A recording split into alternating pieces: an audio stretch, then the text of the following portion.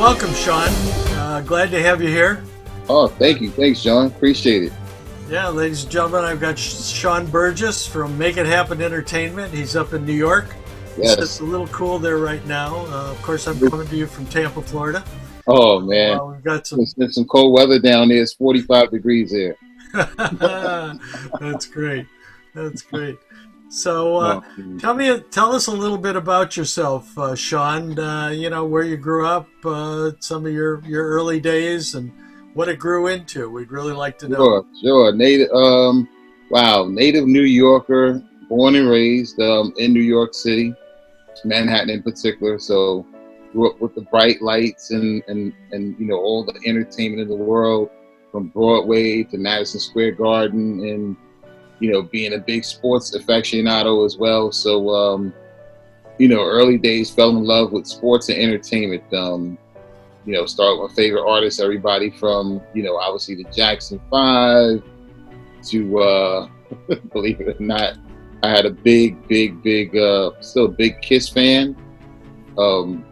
Short story, my older brother, actually his teacher at one point was Gene Simmons, who was a substitute teacher before Kiss took off and became big. So I actually met him as a little kid and, became a big fan. Those guys, big R&B fan, Earth, Wind and Fire, pop from George Michael, Madonna, all those great groups of the 80s, Boy George. And then obviously growing up in the city, grew up with hip hop as it evolved into an actual art and a music genre of itself. And obviously we know what it is today. So got to know a lot of the original rappers and producers and things like that. Grew up with some of them, and even later on starting to work with, not starting, but actually work with a lot of them too. So that's kind of my background. Graduated high school in Manhattan Center. Also graduated from LaGuardia Community College, and then finally NYU, got my bachelor's there, and also worked with a youth organization which is called New York Youth at Risk, where I met my partner, John Footman. You'll meet him soon too. And we actually started doing some of the toy drives and some of the fundraising for the organization. And we did such a great job. We thought, maybe we can do this for other people, because some of the sponsors of the events were like Citibank, who I worked for at the time, and some of the big ad firms, Saatchi and Saatchi, Turner Construction, etc. And we actually started events for them. And I was actually working at Wall Street at the time, so we actually even got to do an event for Donna Karan when she first launched her, clothing line in Cologne. And her IPO, actually did the IPO party, and that turned into references to Tommy Hilfiger and some other people as well. And we did such a great job. We said, hey, let's take it to another level. So we started doing our own big functions around New York City and became some of the biggest, one of the biggest party promoters at the time in the mid-late 90s at that point in time, and, met a lot of celebrities and things like that. So that morphed into us actually getting a gig as co-promoters of concerts at Madison Square Garden, which as a kid, I still look at it like, it's just an icon, the world's most famous arena. So we actually got to do 2 concerts there, as well as the Nassau Coliseum. And, our growth in our grassroots movement just moved into just like a phenomenon pretty much, where we were really in demand. So then we actually started working with some of the independent music people in town at the time, and that morphed into independent music series, where we actually hosted those for about 4 or 5 years straight in New York, and worked with some of the great. What type of series were those? Oh, they were, pretty much, not dead, just like maybe 3-4 day weekend kind of series where we had artists from all over the world. I met people from all over the world that would come into New York, especially some of the historical places like CBGB's, which is now closed, the Roxy, even the Palladium before they closed also. And they would come into town and just pretty much rock out. It was just a place where people could network, hear great music, enjoy themselves, and we were the promoters of that. And we had all kinds of ideas. This is as the internet is starting to boom at that point. So we even made what they called, I guess it would be equivalent to like a Pandora or an iTunes now, but we called it the MIHE jukebox. Wow. Back then, where we That's actually cool. had the best independent music artists. We had their music played on that jukebox on the internet at the time. It's about 2001, 2002. And that really leaped to where we actually formed a group where we called it Got Soul at the time. And we actually did 4 independent music compilations. So that was a great experience as well. And then later on, we actually started working with some independent film producers as well, because they always needed music for their films. Didn't want to go after more popular artists because obviously the licensing and publishing was pretty much out of their reach. But because we had a good grasp on the independent music scene, we would work with them, coordinate them with different artists, and get different types of booking fees and licensing fees and things like that. And that turned into one of our best accomplishments of all time, which was an independent film called American Beatboxer, which is about the 5th element of hip hop. But a really incredible story where it takes a championship, which is held in New York every year, and people from all over the world, which a lot of people don't realize, beatboxers from all over the world come to New York at this championship and compete at a high level. And it also takes place in a few different other cities as well. But long story short, we got involved with that, became executive producers, and the movie is still, that came out in 2013, still touring the world in the independent film festival Wow. sector. This many years later, huh? Oh yeah, and it's won over 168 independent film awards. Also in the Harvard Film Archives Hall of Fame, and our biggest accomplishment made the Rock and Roll Film Archives Hall of Fame. Wow. So yeah, definitely a great thing, and also was the first film on Diddy's Revolt TV network. Now streaming also on the UMC network, which is part of the Amazon family. So yeah, we're still moving that around too. that's great. Around. And in the mix of all those things, we still were doing different private events and different types of marketing promotions for various other private companies as well as artists and different organizations along the way. So yeah, that's kind of our background story, which is pretty long. So thanks, that's great. When did you start Make It Happen Entertainment? Make It Happen Entertainment actually started in 1997 in New York City, and we actually did our first event at a grand place called the Metropolitan Pavilion. We had some great sponsors, including at the time Citibank, Saatchi & Saatchi, Turner Construction Group, and we actually sold the place out. Over 900 people attended, and that really kind of set the presence for where we are today. We've pretty much been evolving and doing great things ever since then. Yeah. So zooming up to 2018 and 2019, what have you been doing lately? 2018, 2019, we've been working with more independent music artists, as well as Turbo Global Partners, which is slated to be, one of the biggest companies in the world pretty soon. There's some big announcements coming really soon. So we're working behind the scenes with them, coordinating their launch and marketing and promotions with them. And actually, as we speak, outside of that, we're also in talks with a really big record label. I can't name the name right now because the deal isn't done, but it's something that's probably going to launch within the next couple of weeks. We'll be able to announce it in the next couple of weeks in 2020. With that and Turbo together will definitely be our biggest year ever. So wow, fantastic. All this time later, we're still kind of evolving. Yeah. Great thing. That's great. So how are you communicating with your group, your tribe, your fans now? Sure. Well, a couple other things that we have going on a consistent, regular basis is our great newsletter, which is our Make It Happen Entertainment Global News, which you can find at MIHE Global. You can subscribe there. Once again, it's MIHE. We'll put that Global. link down at the bottom of the, sure. the video here, so everybody. MIHEglobal.com. Everybody, it's a great newsletter. a combination of all things entertainment, news, sports. There's video, there's pictures, it's interactive, it's everything, and we communicate with our fans 2 times a day, 365 days a year. It's a great resource where you can find out all the latest news, all the latest sports, anything business, leisure, travel. It's interactive. Like I said, you're part of our Twitter community, which you can find us at Make It Happen ENT on Twitter. You can actually become a part of the newsletter as interactive based on our fans and our subscribers' interaction on Twitter.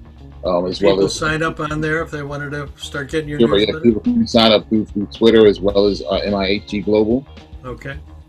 .com, and also we're on Instagram at Make It Happen ENT, and you can find us on Facebook as Make It Happen Entertainment. So between those vehicles, those are the main ways that we communicate with our fans consistently, just updating them on everything entertainment, news, sports, the business world, everything at large. So we're pretty much like our own news station at the same time. Well, that's really cool. Mm-hmm. So how many people you have following you out there? Out there, I mean, across the board, we probably have about, social media wise, it's probably closing in on about 75,000. But that's just the actual followers. The great thing about the newsletter is that it's interactive and people can share it as well. So once the shares go out, and it also posts on all different social media outlets such as Twitter, Facebook, Instagram, Pinterest also. And you can also even email to people. So with the shares, that also goes up to maybe like another 75,000 per day, because people always share, different news articles, videos, pictures, whatever it may be. So the interaction and the growth of the fan base is consistent day in and day out, pretty much all the time. Well, that's great. That's great. So tell me a little bit about influencers, people that have influenced your life, people that are influencers out there that you communicate a lot with. This is putting this up on my Influenciere channel, which is a little bit of a twist on influence, a French twist on influence, and creating that. So I am interested in, it seems like you are an influencer in the music industry, and wanted to find out who else you talk to that are influencers and you communicate with often. Oh, wow. I mean, especially being in the industry for over 22, 23 years now. So, I mean, I communicated and still in touch with, some of the people that people do know, such as, I would say like Andre Harrell, who started Uptown Records, who actually morphed P. Diddy's career. He started as an intern there. So he's a big influencer, I would say. Definitely a lot of people behind the scenes as far as marketing and publicists of different music labels and independent music movements, especially vloggers and bloggers, which are super big influencers now because they pretty much control the data that goes around the internet that people see and hear, as well as many podcasters. But I would say mainly, I would say that I like to get into the guys and the girls, day-to-day people, and not just like the top-notch people. Obviously, we work with people such as we worked with Jay-Z before. We worked with Eminem.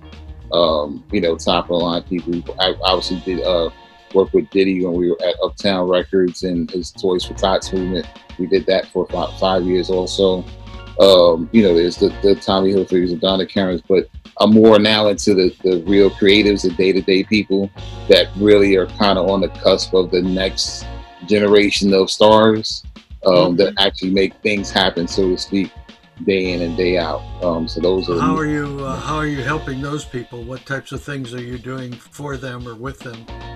We definitely do. We do a lot of different networking events together, just to continue to get the resources and the new, whether it's artists, vloggers, bloggers, the next coders in many cases, the people behind the scenes that actually put the content out, because now content is king. I have some good people over at Pandora, as well as Spotify, that we work with behind the scenes on things, especially with new artists and groundbreaking artists that are looking to get in. And streaming and content again is king nowadays, especially. So the more your videos out there, your clips are out there, anything Instagram, Snapchat, what have you, the more that stuff is out there, the better. Cool. That's really cool.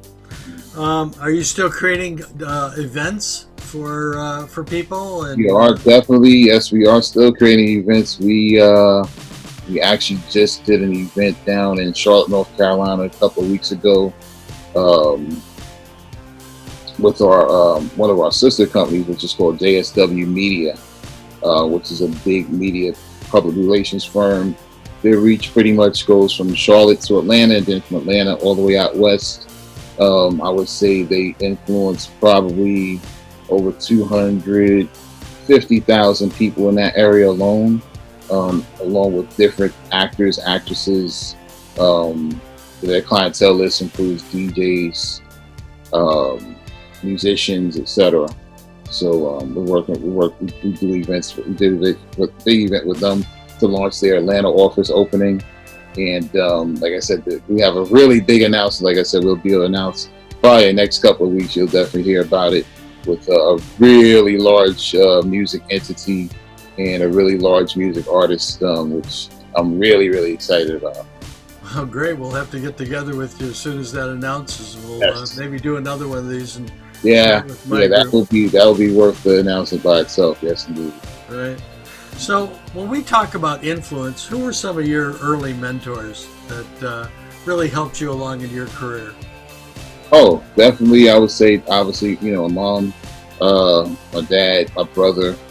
But in industry-wise, I would say, I hung out a lot at Sony Records. So way back in the day, it was,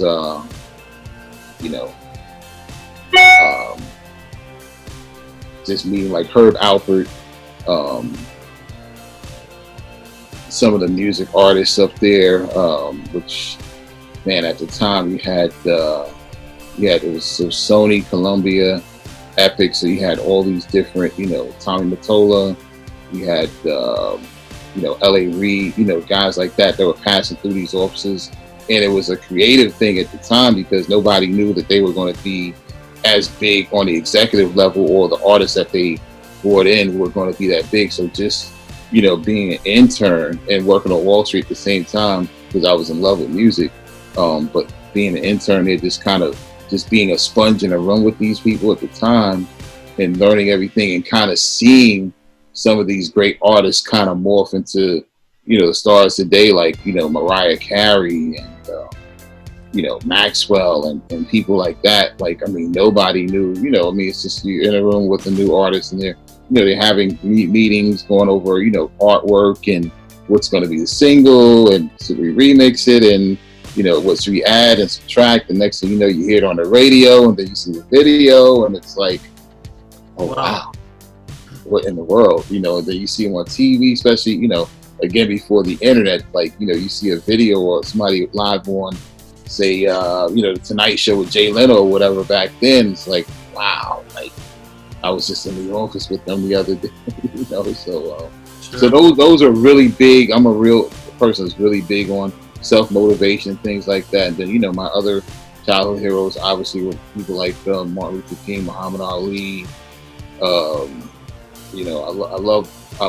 other big thing when I was a kid, a big sports aficionado, I wanted to be a broadcaster initially. So Marv Albert was really big, being a New York Knicks Giant fan. He did everything in New York back then. He did boxing, football, basketball. He did everything but baseball pretty much. So he was really big influence in my life. Just like, the tone and his confidence and everything that he did and what he brought to the table. And I'm still a big lover of old Howard Cosell stuff with my dad too. So all those kind of things in a crazy kind of way just kind of morphed me to where, like, brushed off on you. Yeah, brushed off on me, especially when I got a chance to do like Madison Square Garden And you know, when I was a kid, I would see like the big fights on TV, or just passing by as a kid, and like actually to be a concert promoter who actually had the opportunity to, you know, be there, not just be there, but actually be one of the guys that like controlled everything for that night. You know, it's just no feeling like that in the world, you know. Especially being a non-athlete. So in the music industry, who do you think is the biggest influencer of music? Oh, if you had to pick one person of music, I mean, it's the thing with music now. It's really, you know, whereas like in the 80s, 90s, even early 2000s, it was like just the artist being the artist and the music. But now you really have to be a business person as well, because many of the major labels are gone now. They've morphed into, you know, completely different situations. So now you really have 3 major labels and that's it. Whereas back then you had between 6 and 12 at any given time. So because of that, I would have to really say Jay-Z, because not only has he done an incredible job musically, but also not only just doing himself, but actually showing other artists how to actually learn to own their own masters, how to kind of control their own narrative as far as their career, with you know, anything from bookings to acquiring other businesses to actually creating their own labels and things like that. You know, distribution, publishing, licensing. Like he really has made himself a martyr in that area, where, you know, he actually is showing people what to do and how to do it. And at the same time, he's also conquering other areas such as sports, you know, other business. I know he has a big watch company, as you know, a big liquor company over in Switzerland. I mean, and you know, I mean, his worth is because he's branched out in these other areas, and he's at the top of the food chain in those areas too. He's not just a player in it, so to speak. Also ran, yeah, he's at the top of the food chain. So he's really inspiring artists not only just to, you know, be the great at your art, but also look in other areas of business where you can branch out, grow your brand, and really be successful. Yeah, I was reading an article, actually a couple articles, and looking at some things online, and they were talking about these bloggers and vloggers were gaining so many fans that the artists were losing fans because they weren't doing the social media that all of these bloggers. Right. Yeah. And you take some of these people that have millions of followers, and they're making a fortune online. Yeah, they are making a fortune online. They're really stealing it away from the artists. From the artist, yeah, because now the artist has to become a business person. Like one guy, he's a rapper, a guy out of New York City named Noriega. So him and his partner, they have a show on YouTube. Well, it's actually on Diddy's Revolt Network, but it's on YouTube as well. It's called Drink Champs. So he's a pretty funny character kind of guy. He wasn't the most popular guy, rapper or whatever, but he did well. But long story short, what he does, he has like some of the best of the best, you know, rappers and R&B people from the past, and he kind of honors them on his show, on his podcast show. And obviously it's called Drink Champs, so they actually have a bunch of liquor there where they actually are having drinks, whether it be champagne, vodka, you know, whatever the artist you know, may like at that particular time. But it really gives a full in-depth outlook of maybe some of the stories that people don't know about, their career, everything. And obviously with the internet, it's pretty much no necessarily time length or anything like that. So it's pretty much a freestyle, but it's very, very popular. It's been picked up by like CBS. I think it's ranked like the number 3 or 4 entertainment podcasts on iTunes for sure. Other ones, yeah. So you know, things like that is like, you know, where you really kind of have to go in, you know, you dig in, you get your sponsors, and you get your fan audience. Like you said, you know, if you don't, these other vloggers who don't know, then all of a sudden you don't want them interviewing, you know, the top of the line artists or finding out the news of what's going on first. Sure. And you kind of lose out, you know. So it's like you really kind of have to juggle now, because it's not like, you know, 20 years ago where the label paid for everything. You just kind of sit back and go in the studio, record, and then hope for the best when the album comes out and go on tour. Or like it's a different world. There's a lot of work to do now. Yeah, it's just a lot of work. Yep. You have like 5-10 jobs easily. Sure. Yep. So if somebody wanted to become a musician, what kind of advice would you give them, and what should they do to help promote themselves?